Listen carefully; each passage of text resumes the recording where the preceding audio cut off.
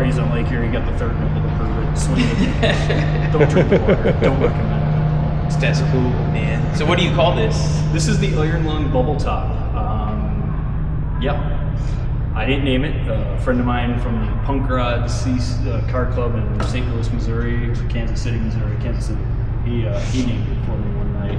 I just kind of put a message out like, what am I going to name this thing? Because at the time when I did this, there were people like naming everything space stuff. Yeah. Yeah, so your buddy named it? Oh yeah, okay. So my buddy Eric Myers named this. He's from the Punk Rods car club out in Kansas City, I believe. And I put a post up one night just to like, hey, name this thing, because at the time, this was early, 2011 to like 14 or 15, somewhere in there. And everybody was naming these weird things like space names and stuff, and I couldn't stand it. So I was like, it's got to be something else, you know? And so he watched some like American Pickers episode or something, and he just messaged me, he's like, the Iron Lung, and I'm like, So I chewed on it, and then the next morning I woke up and I went out, flipped on the lights in the garage, and looked at the car, and we're like, yeah, that's it. All right, and then, that was that. So it's been everywhere. It's been on television and all that fun stuff.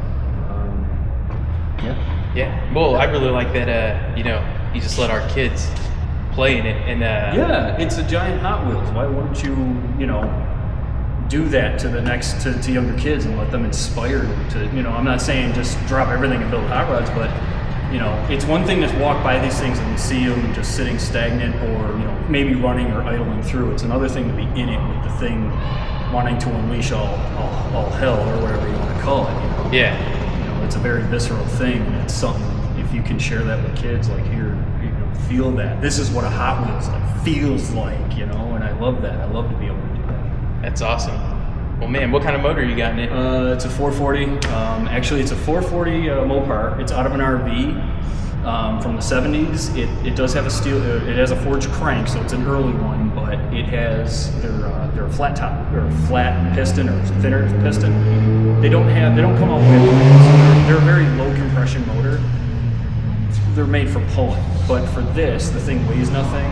I put an RV cam in it, I put a high-rise, couple of 450 Hollies on it, and it runs just fine. But it is an RV motor with like 19,000 miles on it. We did the head gaskets on it just to do them. Yeah. And my mechanic, I was like losing his mind taking pictures. He's like, I cannot believe it's this clean. Like he's sending the interior of the motorway that it take off and the heads off. He's like, it can't be this clean. It cannot be this clean. It was always funny.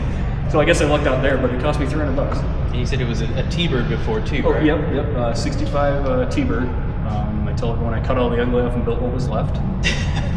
And when I bought the T-Bird that the car became this, what I didn't know, I paid $250. He gave me two cars. One was from Texas that was a perfect solid body. This is what this main of this car is. The other one was from New York that was rotted out, but it was fully optioned with everything. So I ended up getting two cars for $250. I was like, oh no. So I had to make all this stuff go away. But I blow bubbles. So I did the top and the tail lights. And I tell people somehow I made a career of paying a mortgage, blowing bubbles as an adult. So there you go. Every topic. Yeah, Cool, man. Well, appreciate you taking some time. Not a problem. Please check it out. Hope you enjoy it. Hope you like it. Awesome. Thank you. No problem.